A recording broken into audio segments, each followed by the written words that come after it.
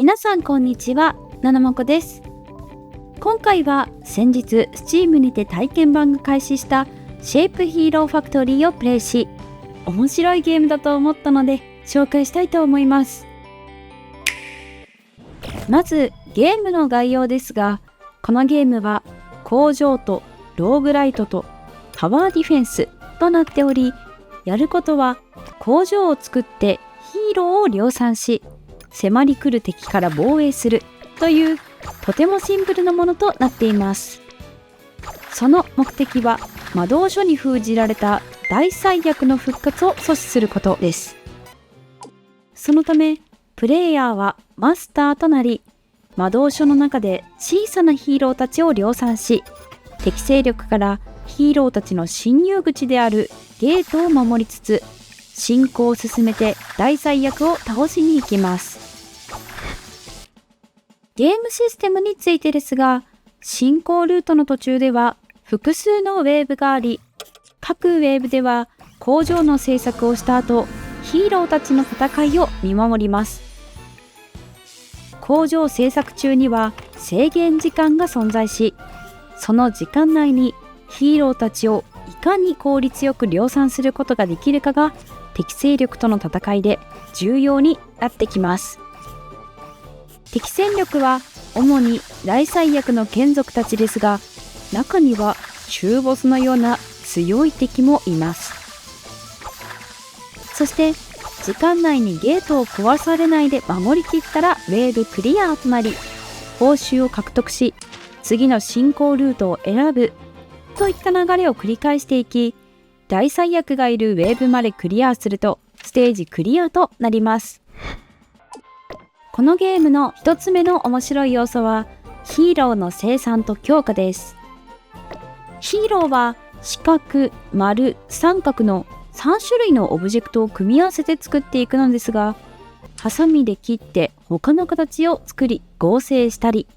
インクを使ったりと様々な作り方のヒーローがいます。最初は丸と三角でできる人のヒーローのみですが、この人もさらに三角や四角などのオブジェクトを組み合わせて、魔法使いや傭兵など人よりも強いヒーローを生み出すことができます。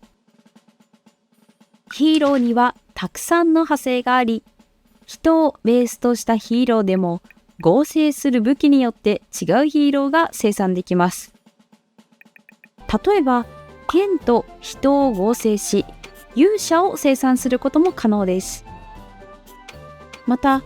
マスターは複数に存在し、マスターによって生産できるヒーローの種族も異なってきます。さらにヒーロー同士を合成することで、さらに強いヒーローを生産できることも。たくさんの種類があるといろんなヒーローを生産したくなりますが、このゲームは同じヒーローを生産するメリットもしっかりとあります。生産数に応じて各ヒーローの星の数が増加し、その星の数に応じたアビリティが発動します。一種類をひたすら強化し量産しまくるもよし、いろいろな種類のヒーローを量産するもよしといったゲームとなっています。一度制作したことのあるヒーローは図鑑からも確認ができ、ヒーローによって獲得経験値、攻撃力や生産時間なども変わってくるため、どういう方針で進めるかを自分なりに考えてゲームプランを作るというローグライトの面白さがあります。2つ目の面白い要素はアーティファクトと研究ツリーです。このゲームでアーティファクトとは工場の設備のことを指し、ヒーローを合成するには対応するレシピとアーティファクトが必要です。レシピの獲得には中ボスの討伐や進行ルート上での獲得が主になりますが、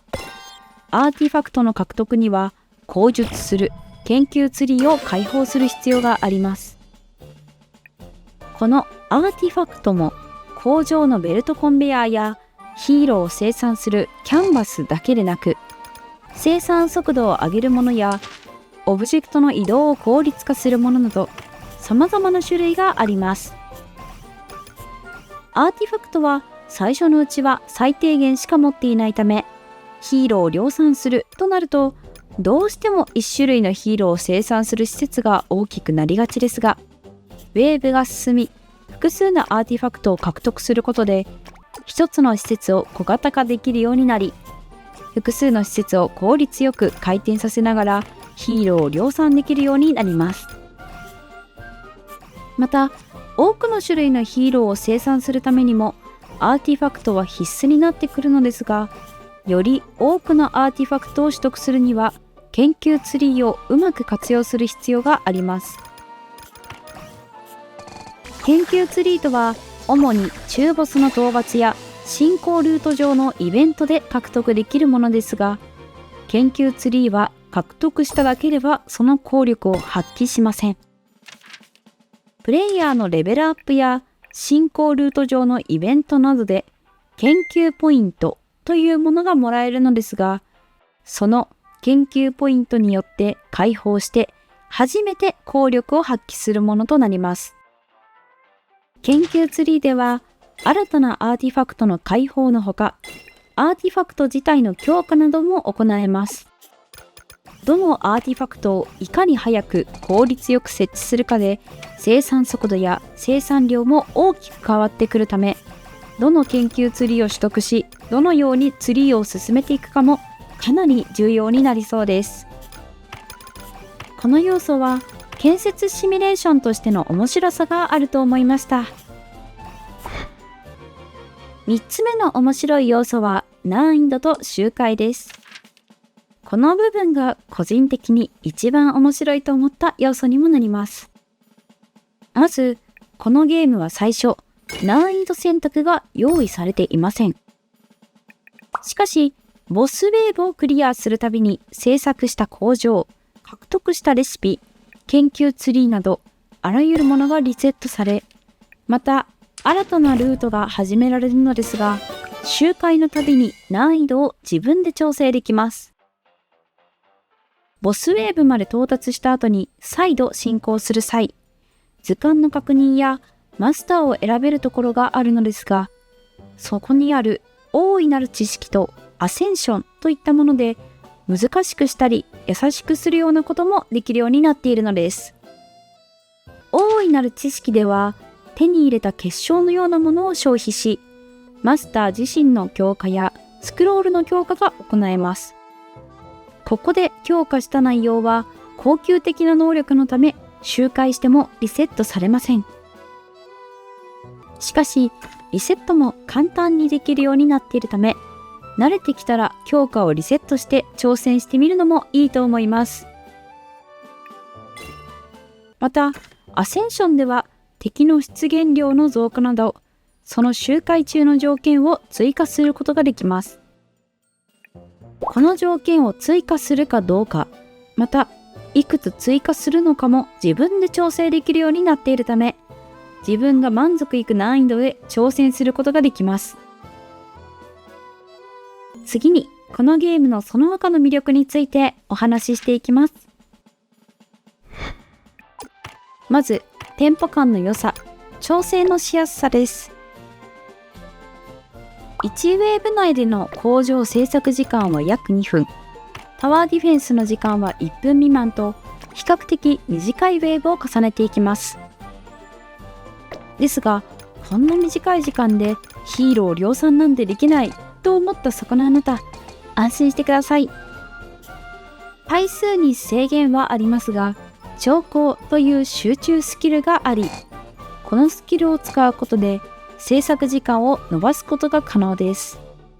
長考は時間経過でゲージが溜まっていき、また使えるようになります。この長考を制限時間ギリギリで使って、あとちょっとの仕上げをするっていうこともできちゃいます。また、ポーズ機能があるため、最初にポーズして、どの設備をどのように設置するか考えることも可能です。それでも時間が足りなかったり、制限時間がない状態でゆっくり工場を制作したいという方は、ポーズ中でも設置ができる無制限操作モードを活用するといいと思います。ただし、ゲームが進むとデメリットが発生するようなのでご注意ください。また、戦闘ごとに時間を取られるのも嫌だって人も安心してください。このゲームは各ウェーブ、工場制作時間とタワーディフェンスの時間、それぞれで2倍速や3倍速にすることも可能です。そのため、工場制作中は兆候を使ってしっかりと作り込みつつ、タワーディフェンス中は3倍速にしてあっさりと終わらせるなんてことも可能です。私は工場制作に取り掛かる前にポーズも使ったりしてのんびりとプレイしていましたが、一周するのに約30分程度だったためサクッとプレイできます。次にグラフィックがキャラも含め可愛らしいところです。メインとなってくるヒーローはもちろんですが、敵である大災役の眷属たちも小さいスライムや鳥など可愛らしい姿で登場します。さらにヒーローを生産するミニオンたちも可愛い。ミニオンたちがせっせと生産している姿はとても愛らしく、制限時間があるにもかかわらずつい応援しちゃいそうです。またグラフィックも全体的にレトロで可愛らしい雰囲気となっており、それも魅力となっています。以上のことから、このゲームのベースは工場建設シミュレーション、タワーディフェンス、ローグライトというよくあるゲームジャンルたちをうまく組み合わせた新しいゲームだと思います。またヒーローを生産するという斬新な設定も面白く、長く楽しめるタイプのゲームでしょう。最後に、このチャンネルでは新作ゲームの情報や名作ゲームなどを紹介していきますので、高評価、チャンネル登録で応援よろしくお願いします。次回の動画もお楽しみに。